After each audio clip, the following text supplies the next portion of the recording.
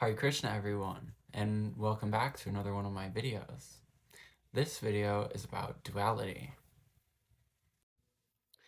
In duality, there's two sides, or three if you're looking at it properly.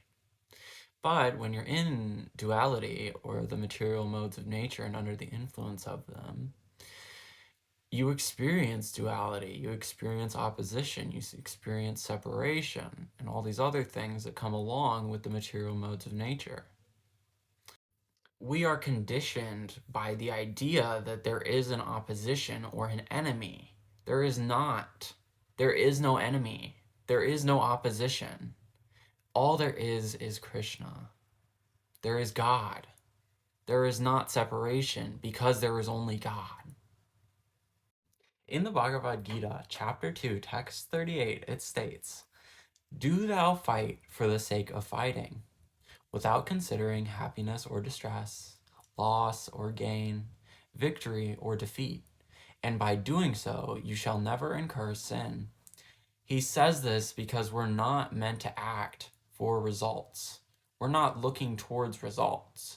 We're looking towards Krishna and doing the results for Krishna. Krishna is transcendental to the material world. And what do I mean by this? He transcends everything through his expansions and through himself. Because as Krishna, as God, as the Supreme Personality of Godhead, he supersedes and expands himself everywhere through his internal potency. In the Bhagavad Gita, chapter 13, text 27, it states, "O chief of the Bharatas, know that whatever you see in existence, both the moving and the non-moving, is only a combination of the field of activities and the knower of the field." He's saying this because the field of activities is the body, or the material. The knower of the field is the soul, or the spiritual. And this is a form of duality, or a way of dual thinking.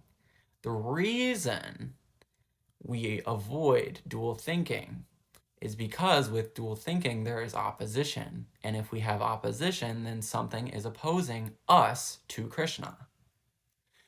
We're seeing ourselves in relation to Krishna in Krishna consciousness. But if you're not in Krishna consciousness, seeing yourself in relation to Krishna, then you're not going to be purified of these conceptions of life. You're going to still see enemies. You're going to see people you do not like. And you're going to be told things by them that most likely trigger you. But what are you going to do about it? When we think of creation and destruction, we think materially because it's only a material concept. And the reason behind this is because we're conditioned to believe creation and destruction is a constant thing that we face. Things are created, brought into our life, and destroyed, taken out of our life.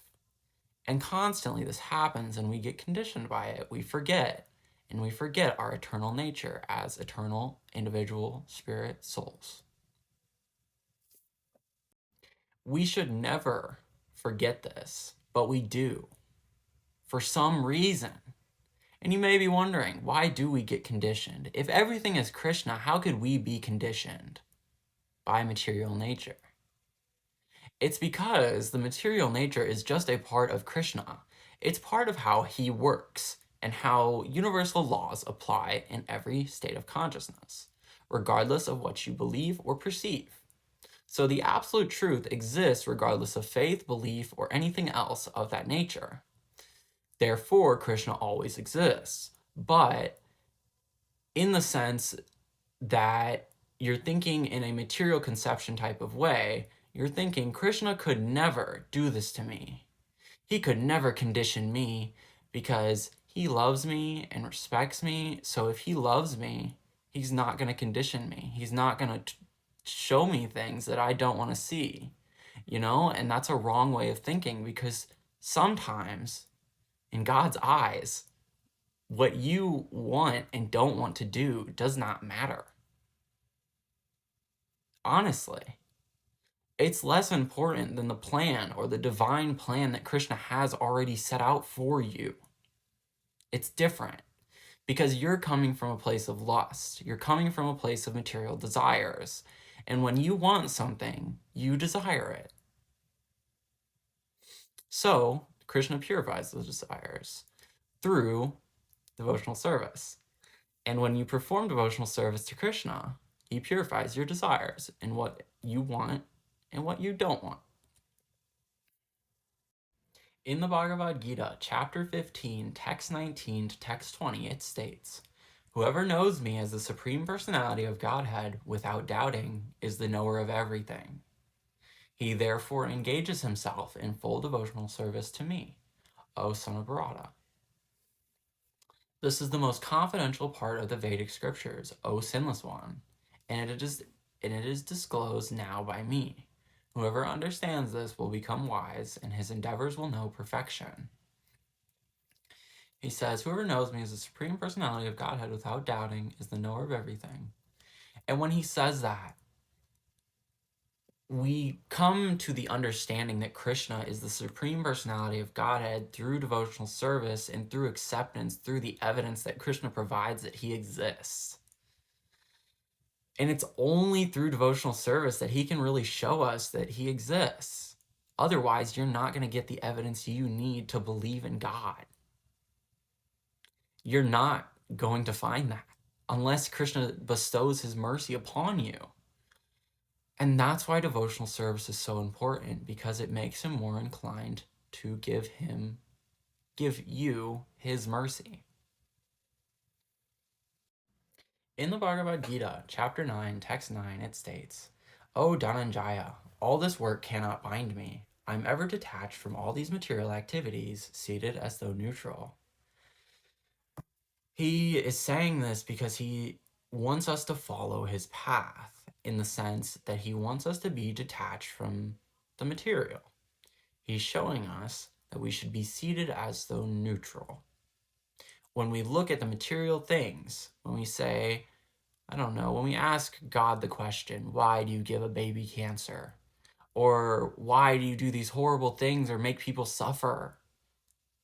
It's not his fault. Sufferings and enjoyments are caused by the living entities. It's caused by yourself. When you think to yourself that you're separate from God, or you think that you are not born of the divine nature, you're dismissing your true constitutional position as an eternal living entity, an eternal individual spirit soul. You're taking away from the ability that you have and saying, I am separate. I am individual. I only have one. I am only one, and I only have this amount of power or ability. And this is the issue. People believe that they're separated from Krishna, and this is dual thinking, because the illusion is that there is separation. Separation is an illusion.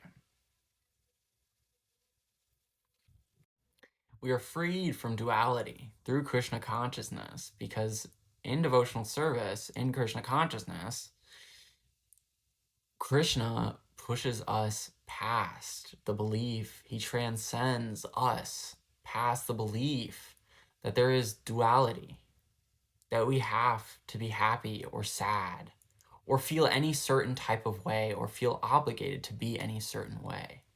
He wants us to be ourselves. So surrender. Become yourself and remember who you are. Comment down below what your idea of duality is. Thank you so much for watching, and Hare Krishna. I really appreciate you, and if you would like to hire me or work with me, please feel free to reach out to me. I would love to connect. Goodbye.